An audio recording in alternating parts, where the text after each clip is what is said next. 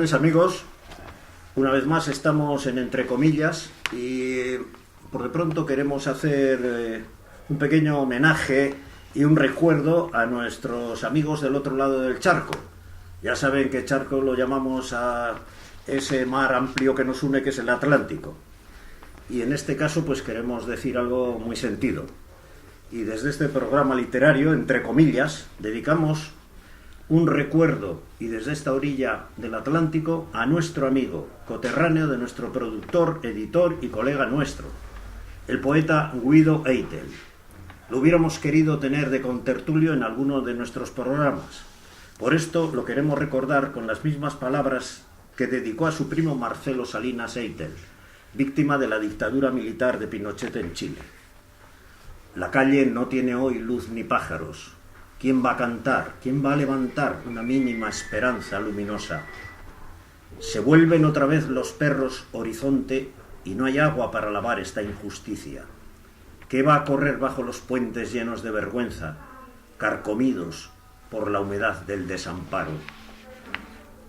Muy bien, y después de este recuerdo sentido, tenemos hoy que hablar, nos hemos propuesto hablar de la literatura, como en los anteriores momentos en que hemos estado, los anteriores programas, de la literatura narrativa española de mediados del siglo XX, de esa playa de escritores que han conformado probablemente lo más importante de la literatura narrativa que se ha hecho en España en ese siglo.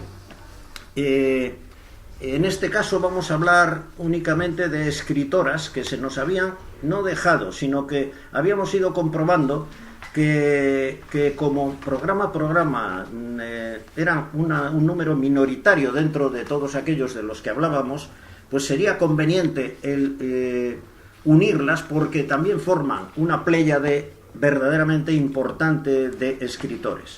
Y digo escritores porque da lo mismo decirlo de una manera que de otra, y en este caso no hemos hecho, y desde luego el que les habla, en absoluto ninguna diferencia entre escritores que sean de uno u otro sexo. Y bueno, en este caso pues tenemos una enorme cantidad de escritores que tuvieron importancia. Bien, anteriormente hemos hablado, hemos nombrado algunas de ellas, que fueron las antecedentes de estas otras de las que hoy vamos a hablar. Concha Espina, Rosa Chacel, Elizabeth Mulder, Eulalia Albarriato. Y hoy vamos a tener entre nosotros, en nuestras palabras, en nuestra conversación, pues nada menos que a escritoras como Mercè Rodoreda, Carmen Curs, Mercedes Alisax, Dolores Medio, Elena Quiroga, Carmen Laforet, Carmen Martín Gaite, Ana María Matute, Josefina Aldecoa, Luisa Forrellat, Esther Tusquets o Montserrat Roig. Entre una y otra, desde luego, hay 30 y algo años de diferencia en la fecha de su nacimiento, pero en realidad conforman esas 2-3 generaciones que empujaron, por decir así, a los más altos lugares la narrativa española de ese siglo XX. Bueno, pues nada, vamos a ello, y nuestros contertulios hoy son nuestra invitada Milabel Darrain, escritora y, bueno, pues digamos que sobre todo amante de las letras, amante de la literatura, que eso es fundamental para estar aquí hablando con nosotros, tan fundamental como lo otro. Y también tenemos a nuestros dos escritores tan amigos y tan habituales también, que son Luis Alfaro y Jorge González Aranguren, y el que les habla, Ángel García Ronda. Bueno, pues vamos a ello, vamos a nuestro programa.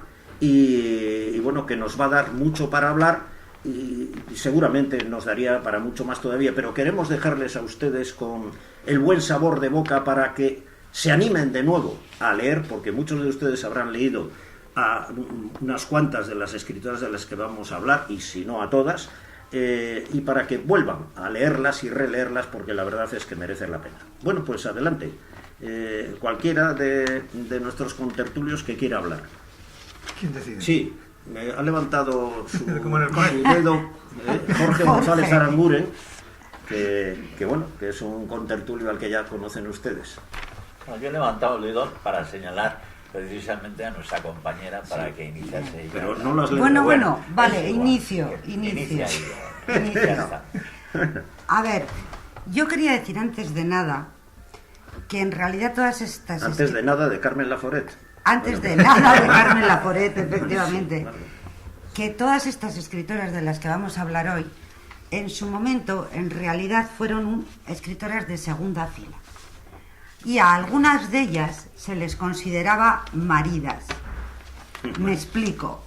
Sabéis que en el Liceo Club de Madrid fue una asociación de mujeres que se fundó al final de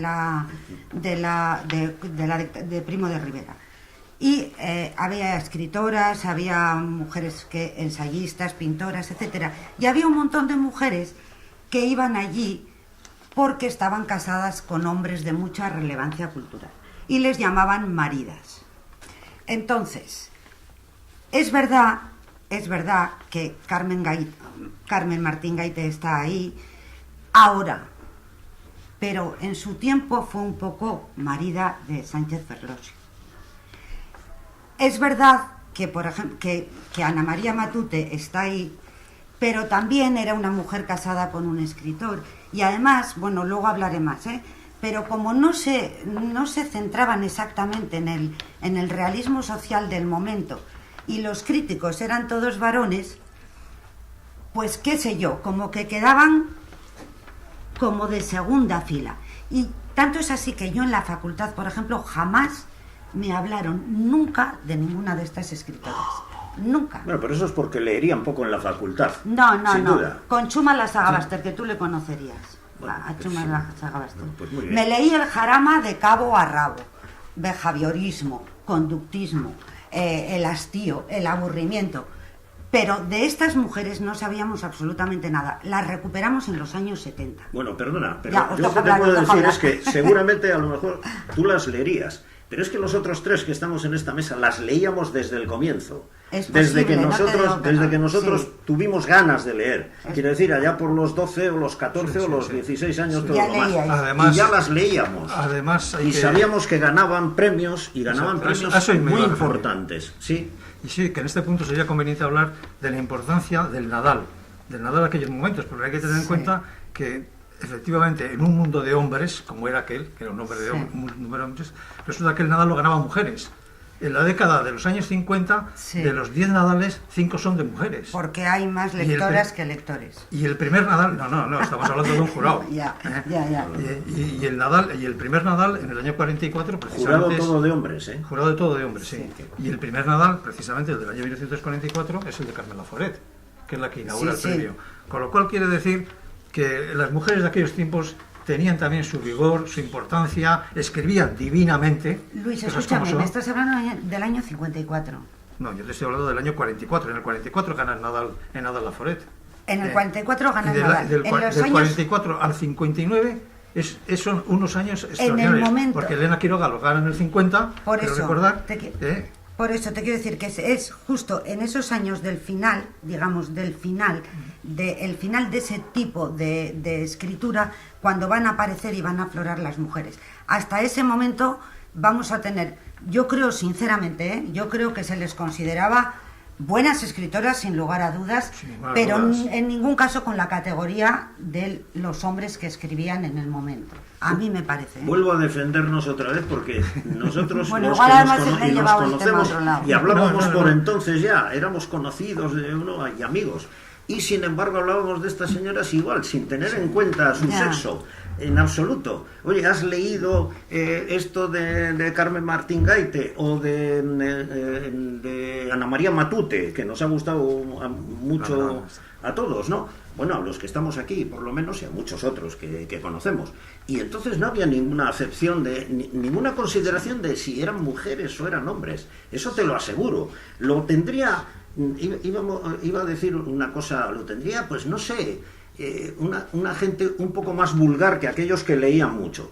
Pero los que leían mucho, creo que no tenían ninguna pega en reconocer que no había ninguna diferencia de calidad entre unas y otras. Eso pues sería desde un punto de vista social, pero no desde un punto de vista literario, ni por aquellos que se interesaban por la literatura. Eso tengo la seguridad, porque nunca hemos tenido ninguna pega nosotros. Yo creo que además estas mujeres de que estamos tratando, estas 12 mujeres en concreto, su escritura no es precisamente que se pueda catalogar como una escritura femenina o dirigida directamente al público femenino. Aquí hay de todo. Quitando entrevisillos o algo así, de que habla de los... Pero vamos, sí, pero... normalmente es una literatura que la leemos los hombres como lo podemos leer. Hombre, indudablemente, es que yo, como las mujeres hemos leído novelas de hombres. Las mujeres en aquellos tiempos, la mayoría, lógicamente, leían a Corín Tellado, que para eso escribió 4.000 novelas, como nosotros leíamos El Coyote y leíamos a Marcial Lafuente y Estefanía. Pero bueno, saliendo de ese círculo... Mira, para mí, por ejemplo, en el caso de Nada, o de Carmen Laforet, de Carmen Martín-Gaite, de Ana María Matute, hay un componente que no aparece, yo creo, en ese momento, en las novelas de aquel tiempo escritas por hombres, que es un poco la fantasía, el sueño. Ana María Matute habla de carencias siempre, de carencias, de mundos, de gente desvalida. Y eso en ese momento, yo no, sinceramente, no creo que era el tipo de escritura que realizaban los escritores de ese momento. Por ejemplo, el tremendismo de Nada, yo creo que entronca perfectamente con pues Camilo para José mí Cela. Nada no tiene nada de tremendismo. Sí. Pero bueno, de tremendismo. Bueno, es que la palabra tremendismo tampoco, eso es una palabra muy artificial. Que realmente no sé si lo es alguien, ¿no? Aparte del Marqués de Sade y alguno de estos, ¿no? Pero por lo demás, ¿no? Pero dureza tiene enorme. Dureza, la de Carmen Laforet es tremenda. Y la de Elena Quiroga también. En algunas de sus novelas, ¿eh? Y Ana María Matute, hay que leer la trilogía de los mercaderes, ¿eh? Lo que es eso. También, o sea que yo no creo que hay, ni había una manera de escribir de las mujeres. Hombre, de las mujeres de poca monta en la literatura quizás sí, ¿eh? Como de los hombres de poca monta, pues también tienen maneras de escribir, pero los demás son... yo creo que las mujeres aquí no hemos querido hacer nada, sino que bueno, que las habíamos dejado para hablar en conjunto de ellas, ¿no? Porque forman una pléyade, pero perfectamente imbricada en la de los hombres de este momento, de ese momento. Hombre, en el siglo XIX podía ser una cosa un poco distinta, que también había algunas que escribían exactamente igual que los hombres, pero yo de verdad creo que, y desde luego, aquí quiero romper una lanza por ¿cómo decir? Por la total indiscriminación por parte de quienes aquí estamos y de todos los buenos lectores que yo conozco al hablar de mujeres o hombres a la hora de escribir, ¿eh?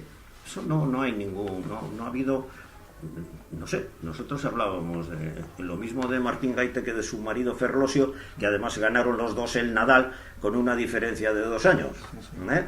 Ella lo ganó 2 años después que él. Y bueno, con una novela, no de las mejores suyas, pero bueno, con una novela que era interesante ya, ¿eh? Porque ella tiene mejores novelas a posteriori que Entrevisillos, ¿no? Pero bueno, que yo creo que no hay ninguna, de verdad, no hay ninguna, ¿eh? ¿Qué dices, Jorge? Bueno,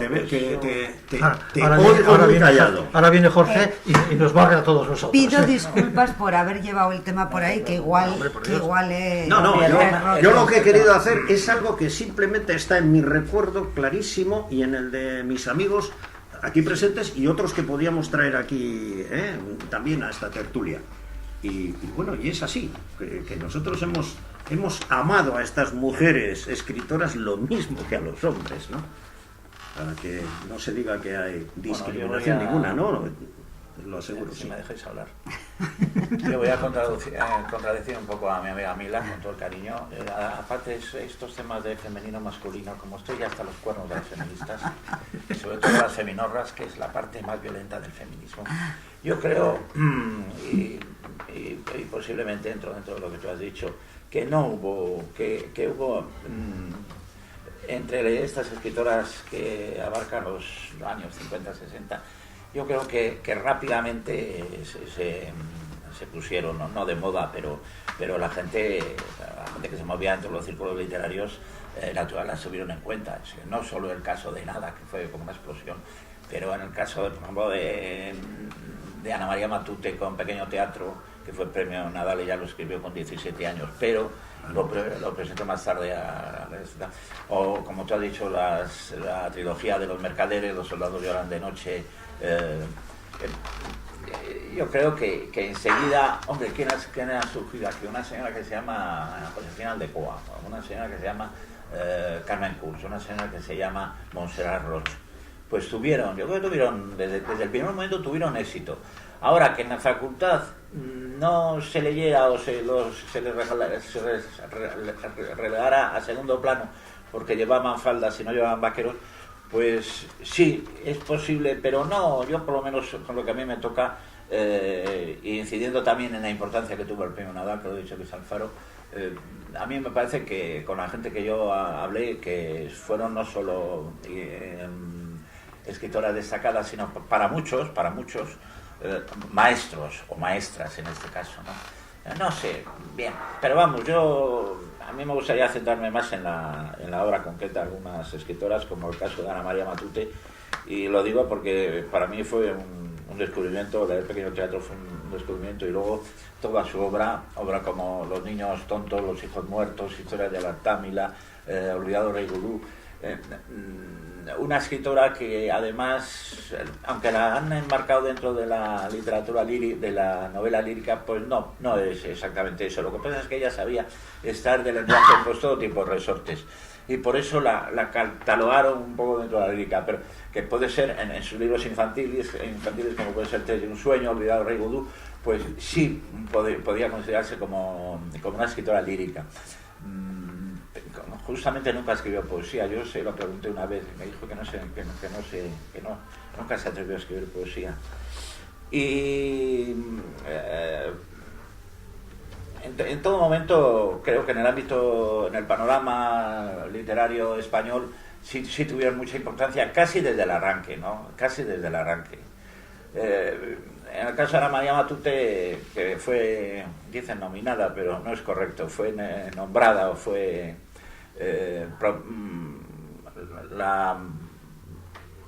dijeron de ella que merecía el premio Nobel, cosa que no le dieron. Pues creo que ha formado no te voy a decir una legión, pero muchos escritores españoles que, hombres y varones y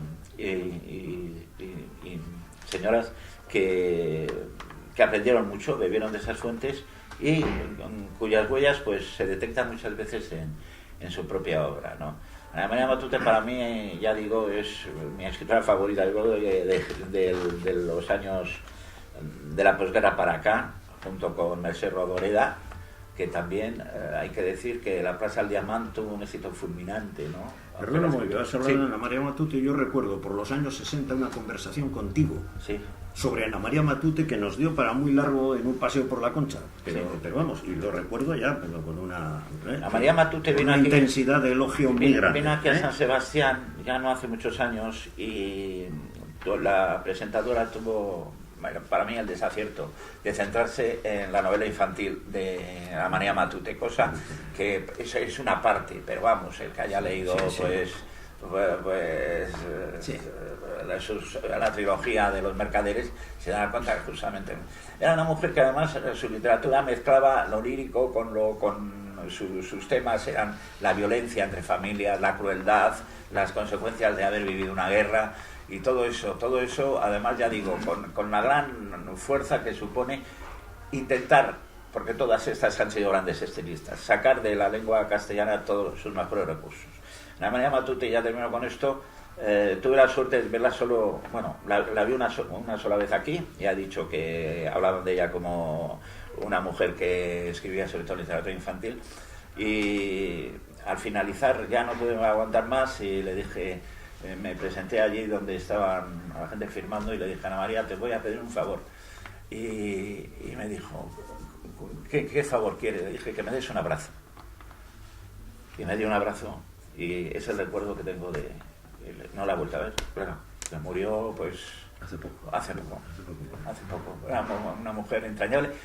Solía decir, yo soy muy vulnerable, a mí me hacen daño enseguida. Y eso se nota claramente porque sus personajes, los niños desvalidos, el desamparo, la tristeza de vivir, está en su literatura desde la primera página hasta la última. Tuvo una relación matrimonial tormentosa, ¿no? muy difícil, y que la costó pues muchos años de...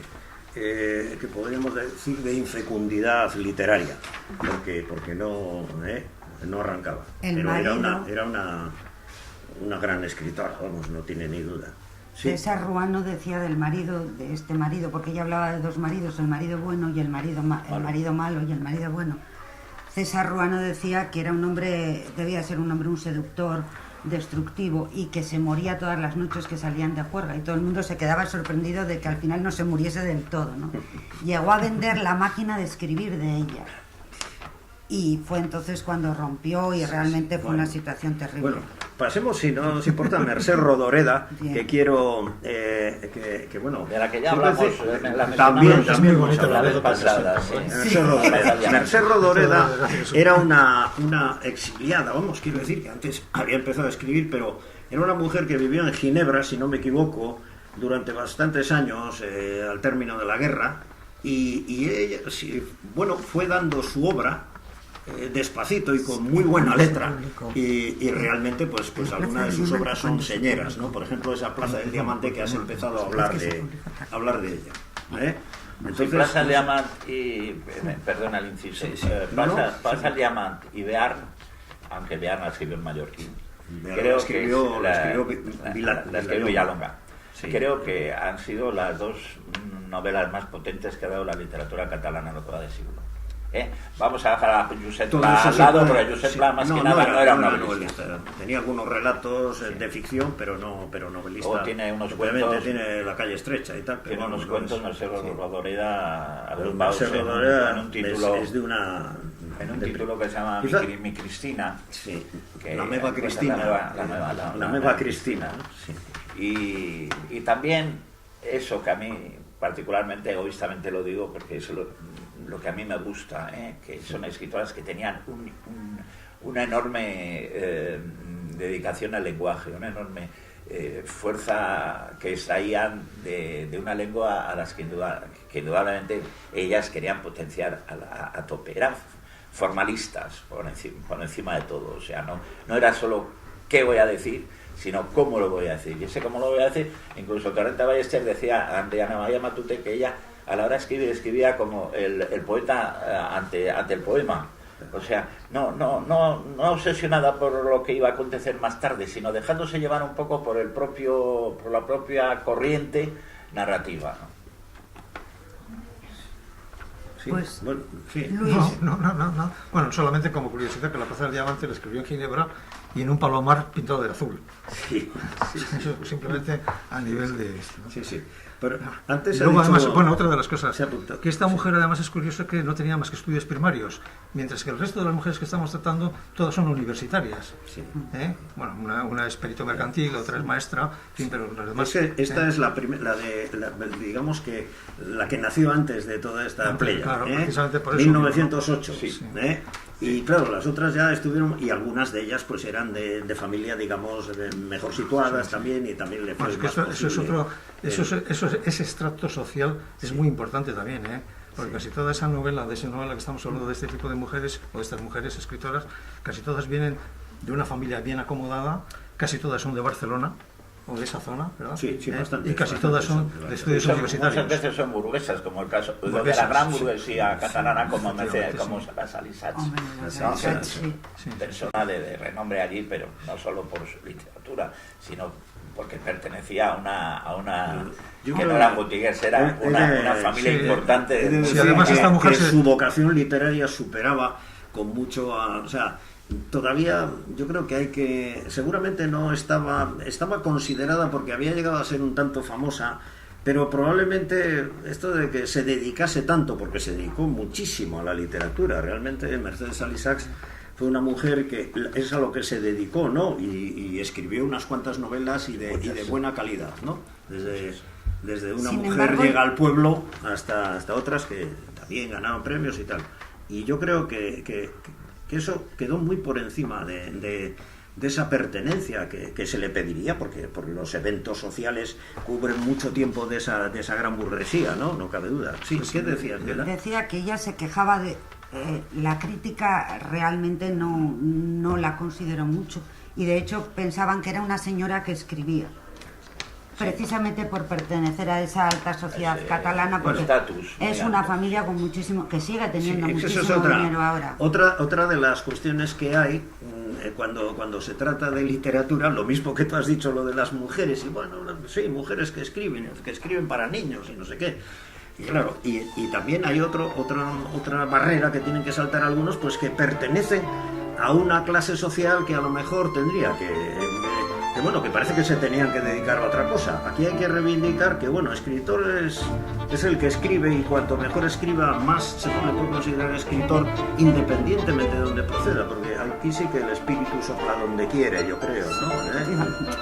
Entonces, no es... Bueno, en ese aspecto habría que decir, ¿no?, la diferencia entre escritor y juntar palabras. Por supuesto. Hombre, yo no he querido ofender a nadie, porque no he nombrado a nadie tampoco.